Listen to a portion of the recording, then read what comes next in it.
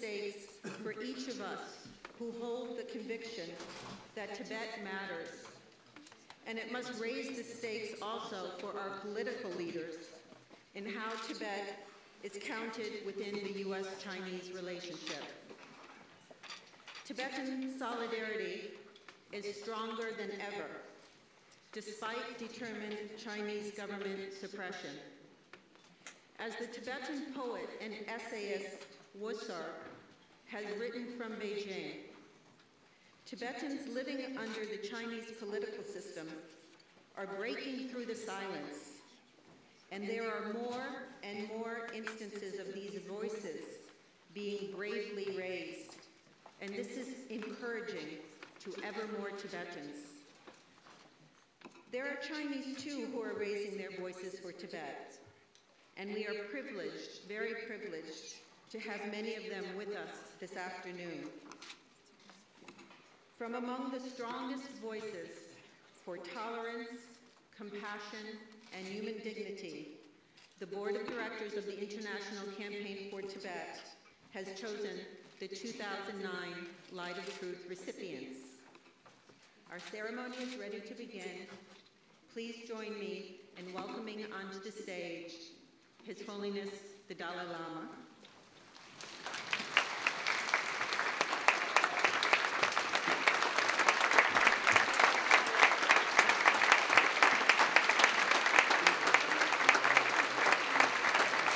Step left, please. Step left.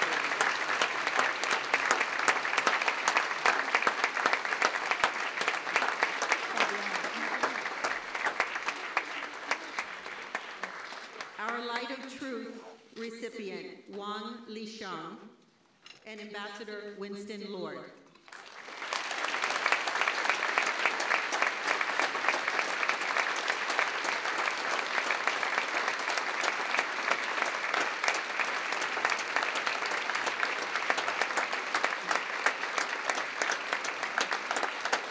Ambassador Julia Taft and Ambassador Paula Dobriansky.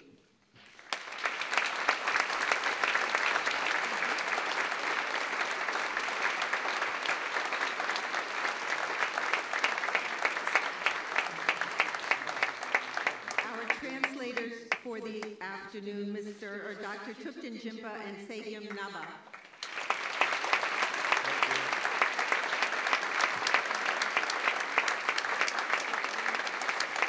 And the chairman of the board of the International Campaign for Tibet, Mr. Richard Gere.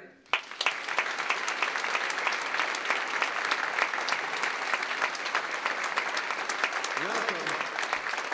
Welcome, welcome. There are a lot of people here. This is great. Your Holiness, Mr. Wang Lixiong. Welcome here. This is one of those special moments. We work very hard in an organization, and a lot of it is uphill. Occasionally there are those moments that you see the seeds of something kind of extraordinary happening. And this is one of those. The actuality of the Tibetan community and the Chinese community coming together in friendship and love and compassion is an extraordinary beginning point. And for us at the International Campaign for Tibet, I think we're really proud of this for mysterious reasons and kind of empirical reasons.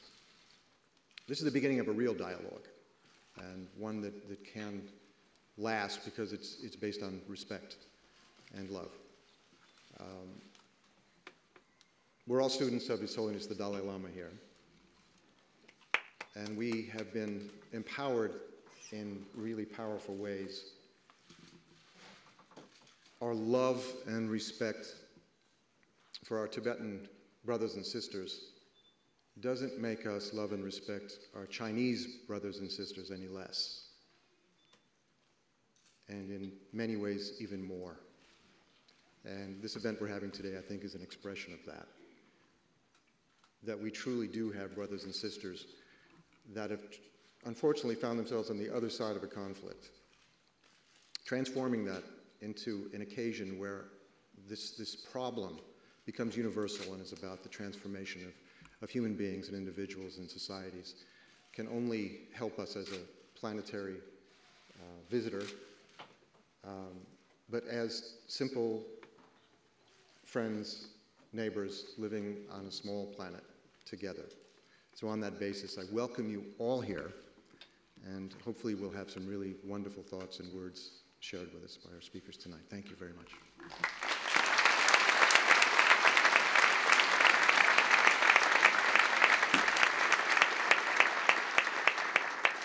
Ladies and gentlemen, Ambassador Paula Dobriansky, the former U.S. Special Coordinator for Tibetan Issues.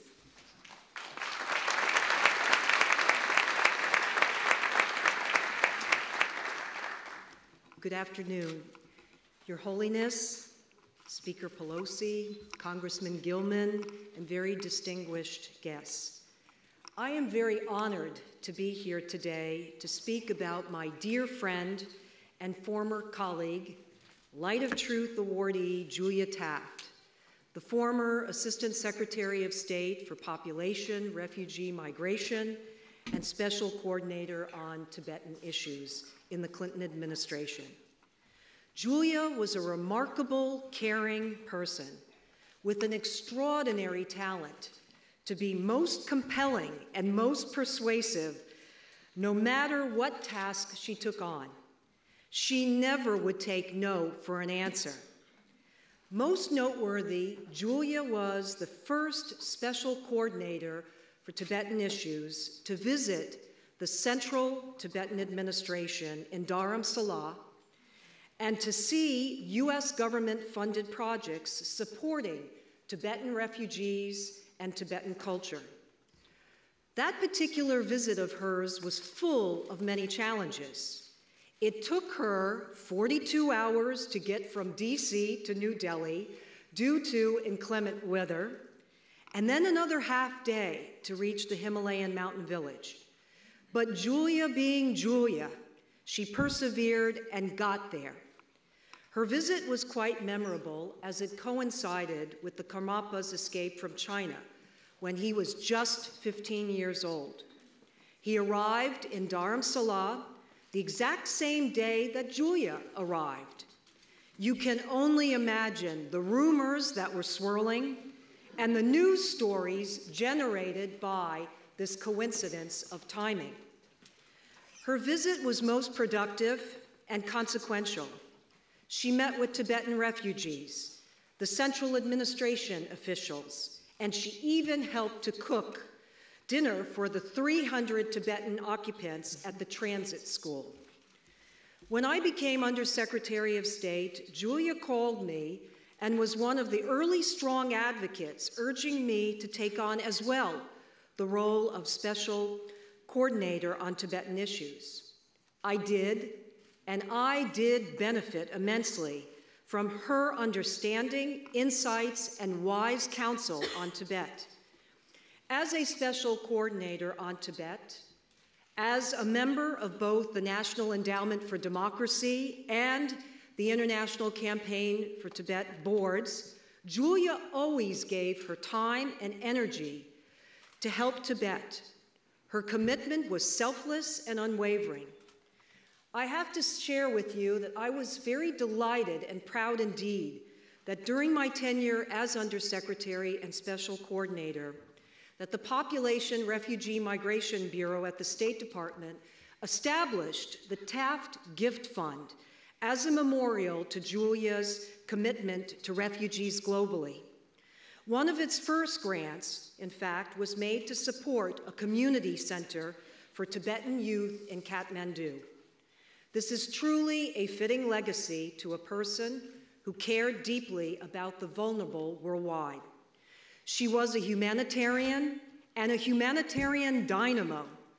It was a distinct honor to work with her.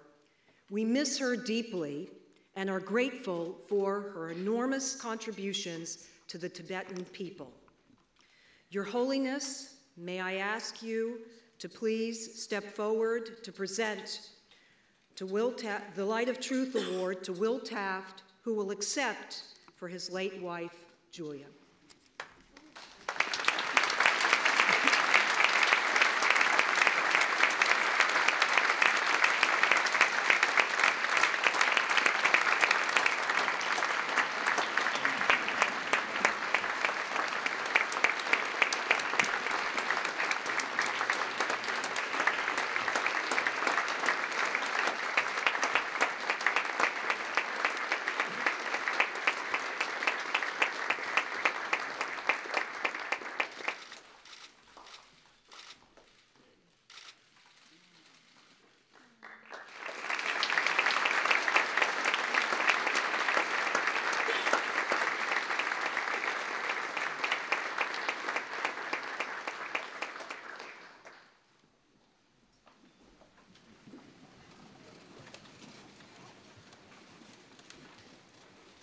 Your Holiness, Paula, thank you very much for this award. It is a great honor and privilege to receive the Light of Truth Award on behalf of my wife, and I receive it not only myself, but members of my family.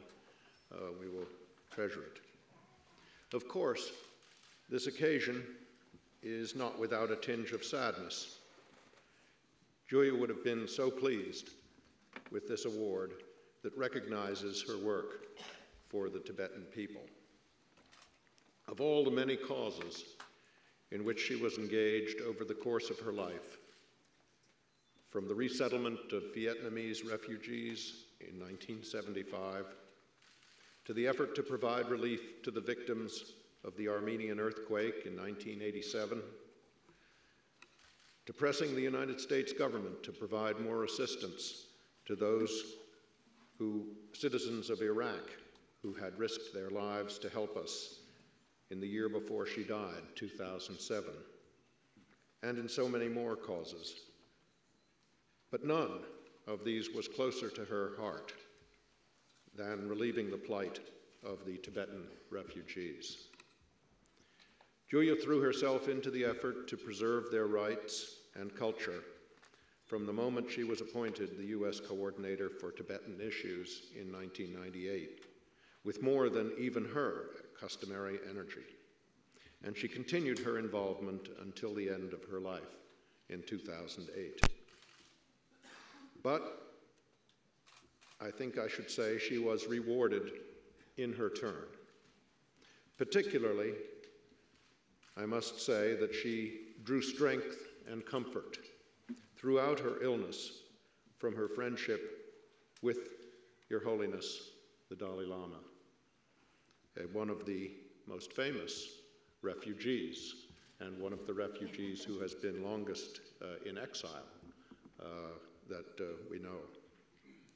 Her last meeting with him, with you, I should say, was in October 2007, and she treasured the memory of it just as we, the members of her family on whose behalf I received this award, will treasure it. Thank you very much.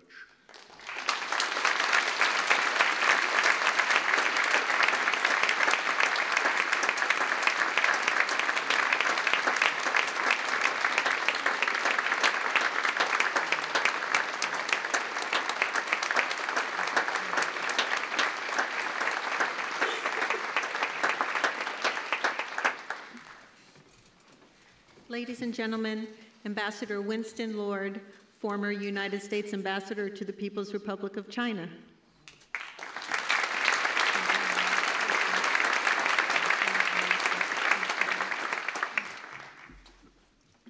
I am deeply honored and moved to take part in this assembly.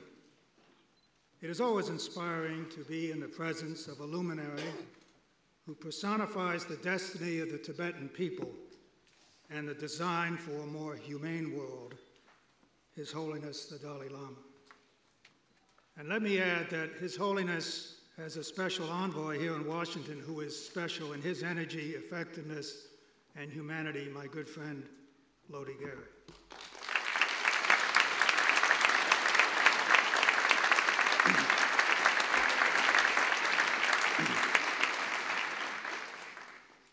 To join in the tribute to Julia Taft, who championed similar causes, is both melancholy and uplifting.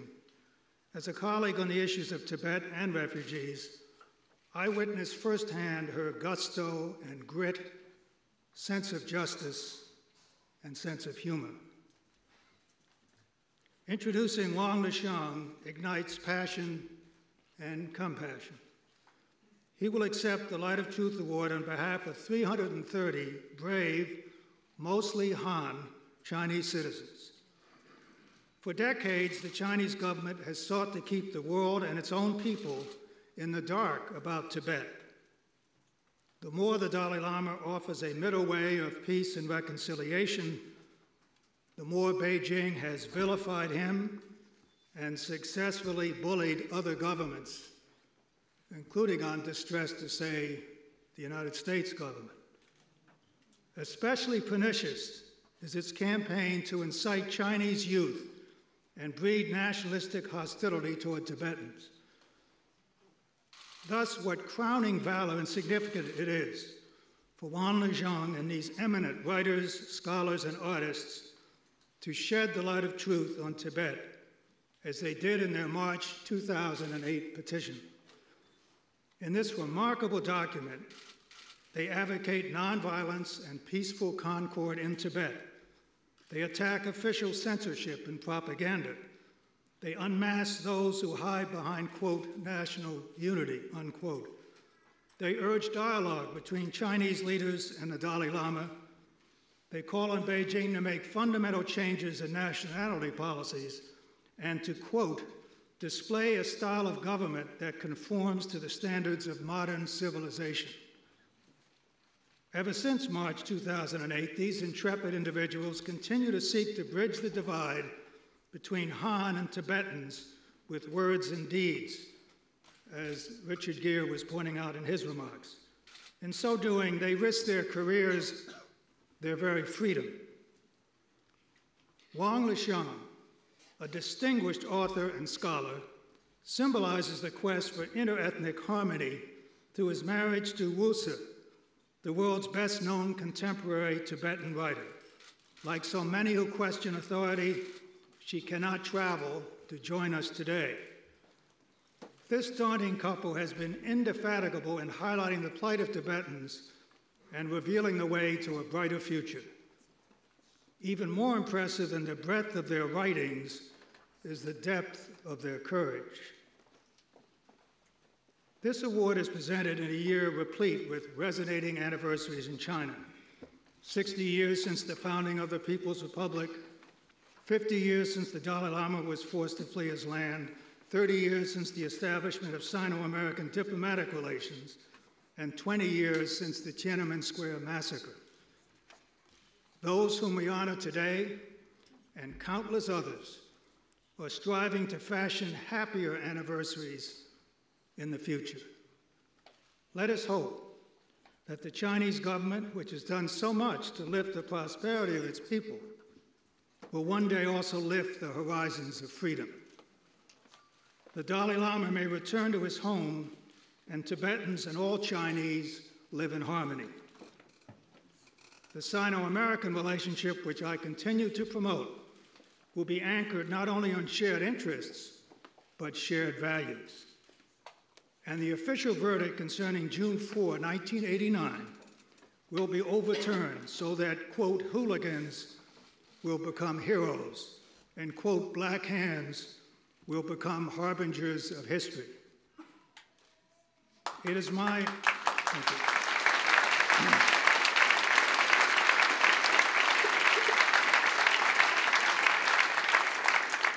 It is my distinct privilege to invite His Holiness to present the Light of Truth Award to true heroes and harbingers of history, Wang Lixiong and his fellow Chinese recipients.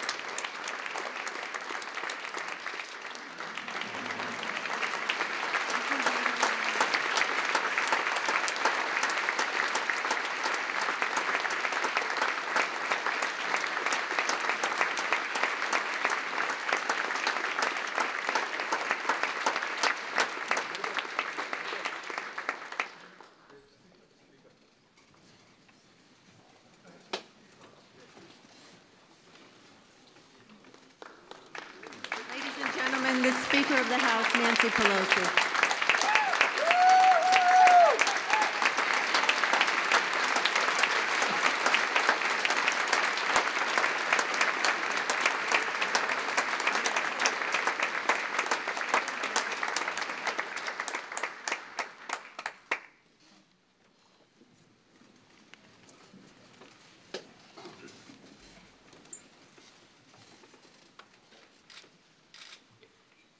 尊敬的达赖喇嘛，尊敬的佩洛西议长，尊敬的女士们、先生们，感谢 ICT 将真理之光奖授予我们这个群体。在这荣幸的时刻，我更为挂念参与起草处理西藏局势12点意见的刘晓波先生。此时，他正以煽动颠覆国家政权的罪名被关在中国的监狱。我要在这里补充，公布的签名者有308人，因为当时负责接收签名的志愿者受警方威胁，被迫停止工作。签名邮箱也遭黑客的攻击，导致未统计的签名被毁，以及后续的签名无法收到。虽然我们可能永远不会再知道那些名字，但是今天的授奖无疑也应该包括他们。308位签名人中，大部分是中国大陆人，也有海外华人和其他国家的人，大部分是汉人，也有其他民族的人士，有很多的知识分子，也有工人、农民、学生和市民。这个来自各方的群体，如果用一个共同的特征概括，那就是民间。这个群体绝非中国警方或者大汉族主义者们宣称的是反对中国的，相反，我们热爱中国。但是爱中国不等于爱政府，敢于对政府提出批评，才是对中国真好。而一个不接受批评的政府，一定是有害于中国。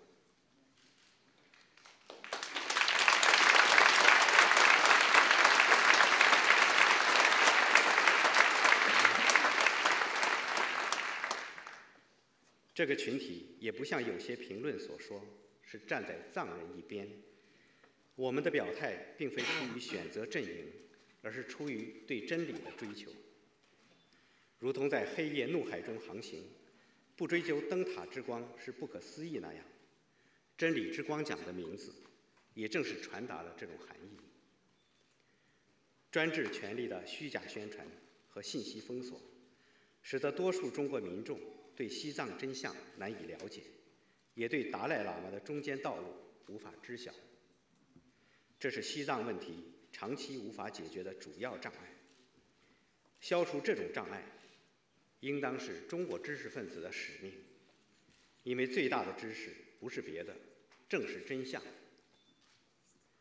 西藏的反抗尚未平息，新疆的动荡又震动中国。乌鲁木齐汉维冲突之爆裂，凸显了最令人担忧的一面：民族矛盾在中国已经变成了种族对立。这是专制造成的恶果，然而却可能在民主转型时全面爆发。因为专制有镇压，民主却会使镇压失效。这强烈地提醒我们，解决民族问题不能仅靠官方变化，也不能以为静待民主的到来，一切自然解决。如果不能提前消弭民族仇恨，实现人民和平，即使政府更换，即使民主降临，民间敌对仍在，内战和屠杀一样可能。专制造成的民族仇恨，反过来成为专制者拒绝民主的理由，而且得到受大汉族主义蛊惑的国民支持。这种绑架者与人质共生死的逻辑，是中国走向民主的一个难解之结。超越这种困难，必须从推动民族间的民间对话开始。只有各族人民化解仇恨，实现团结，才能驳倒专制者以民族冲突而拒绝中国民主的理由。这里说的民间，需要具备足够的人群规模，有充分的随机性与覆盖面，还得以民主的机制运转、表达和获得合法性。这可以算一个罕见的吊诡。为了防止民主来临时呈现专制的恶果，首先要在专制之下形成民主的群体与沟通。这虽然是对勇气与智慧的巨大挑战，我们却只有挺身迎接，因为除此没有他途。面对专制权力的封杀，民族间的民间沟通要凭借互联网等新型技术，要发现前所未有的民主形式，还要创建更高超的组织机制。对此，我们正在着手，难度很大，要做的工作很多。幸运的是，在今天这个全球化时代，正义事业可以从整个世界寻求支持。我们今天齐聚一堂，正是这一精彩时代的写照。感谢达赖喇嘛，您始终不懈地与中国人民寻求共识，争取汉藏民族双赢的未来。感谢在座的诸位，为你们以往已经给予的支持，也为你们在未来即将给予的支持，谢谢。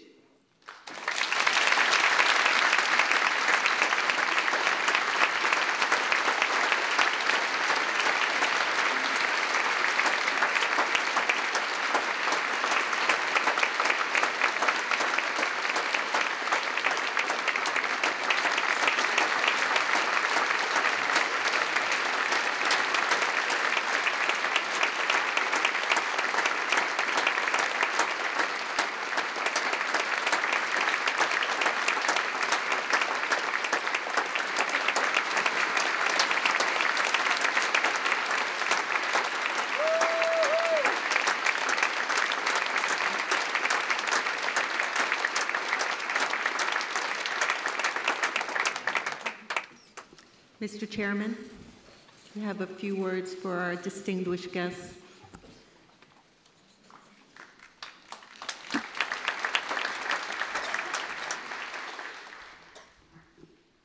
I would just hope that our president has the courage and wisdom of Wang Lixiong and the over 300 Chinese who wrote and signed that extraordinary document.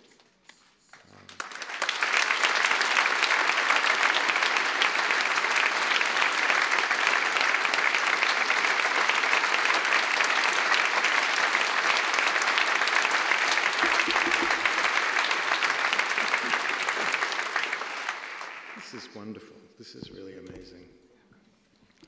We have another special guest, and this is all a bunch of old friends here. But we met at least 20 years ago, probably 25 years ago. Nancy Pelosi was just beginning her career, really, in Congress at that point. And there's no doubt to all of us in this movement that we have no better friend than Nancy Pelosi.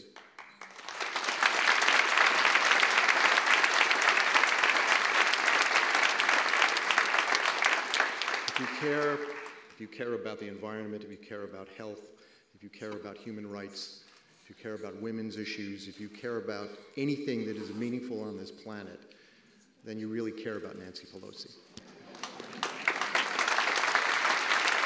So please welcome Speaker Pelosi.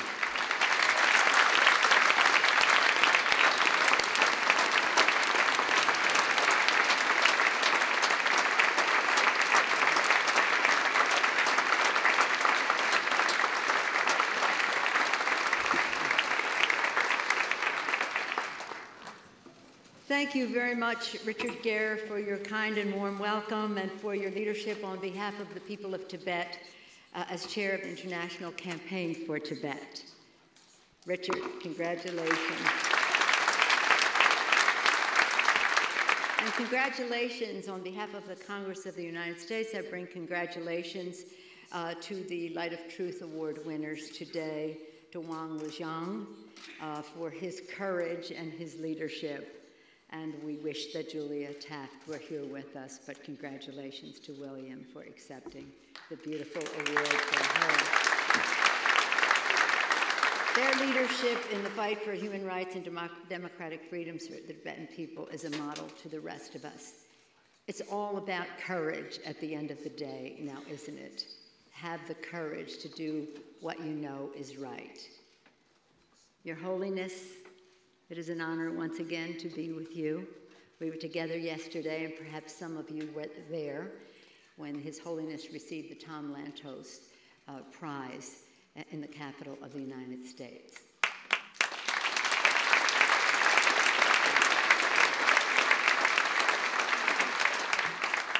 If I may indulge just for a few moments, because Richard said we've all become a family, a circle of friends in support of the people of Tibet, inspired by His Holiness and encouraged by his leadership.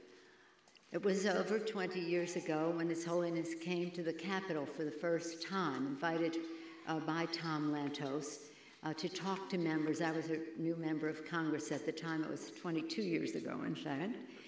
And at that time, His Holiness presented the plan, his agenda for Tibet, which was about autonomy. But with his prescience and his beautiful wisdom, he talked to us also about the environment in the area and what it meant, what the changes that the Chinese government wanted to make with the resettlement of the Han Chinese there, with the overpopulation, and what that would mean to the ecology of the region. Again, way ahead of everyone else in their thinking on the subject, beyond just what it meant to the people of Tibet, but what it meant to the planet. Over the years, we've been engaged in this fight to convince the Chinese government that His Holiness's commitment to autonomy is a real one, that he is a man of peace and nonviolence, and somehow or other, for all their strength and power, they have an insecurity and a fear when it comes to the strength and of the courage of His Holiness the Dalai Lama. And so they have resisted or ignored or denied or tried to misrepresent what His Holiness's position is to the world, and especially to the people of China. But the fact is, the truth of light shines through. His Holiness, as you know, is a man of nonviolence. And in that respect, we're so proud that he received the award at the site of the assassination of Reverend Martin Luther King just, a few days or a week ago, and how closely tied their vision of nonviolence was. And I'm always, since I visited His Holiness in India, I'm always reminded that in Sanskrit, the word for nonviolence is the same as insistence on truth. Insistence on truth. And isn't that what this is all about?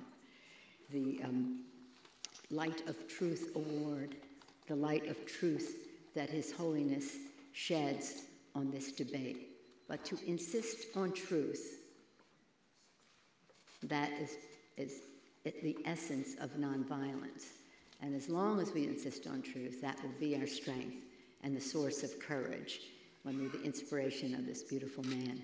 I have the honor, but questionable distinction of introducing His Holiness to you, which is sort of presumptuous of me because I know you carry him in your hearts. You love him, you know him. He needs no further introduction to you. But I just want to tell you a little bit, in case you missed, and I think it bears repeating, how strong the relationship is personally between the United States and His Holiness the Dalai Lama.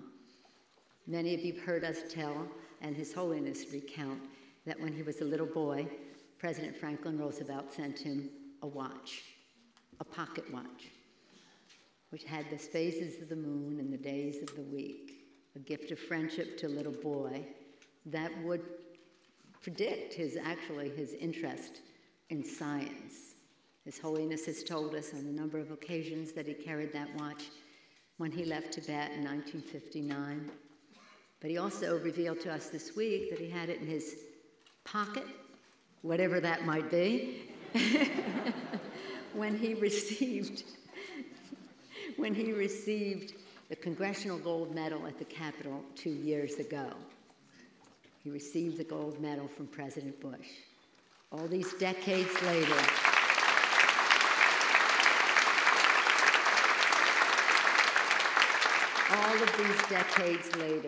another President of the United States honoring and respecting His Holiness the Dalai Lama. I mentioned the Martin Luther King Award His Holiness recently received, and now yesterday the Tom Lantos Prize. So we take great pride in basking in the truth of light that His Holiness sheds on all of us. When I had the pleasure of introducing him at the arena, where were we, Richard? MCI Center. I said that day, just think of it. We are breathing the same air as the Dalai Lama.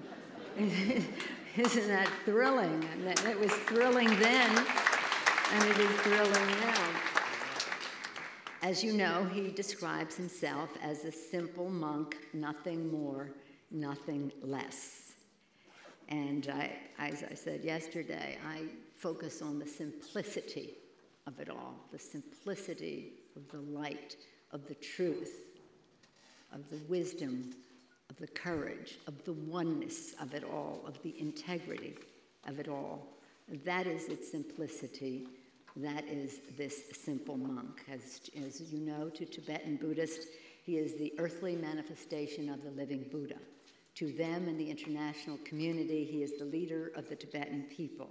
To millions of believers and admirers, he is a source of wisdom and compassion. To young people, His Holiness is a positive example of how to make the world a better place. The Tibetan culture, religion, environment, and people are a source of inspiration to the world. His Holiness the Dalai Lama is the most significant source of inspiration to the world. Again, today it is an honor to be in his presence, a real privilege to present, but not introduce, to present to you His Holiness the Dalai Lama.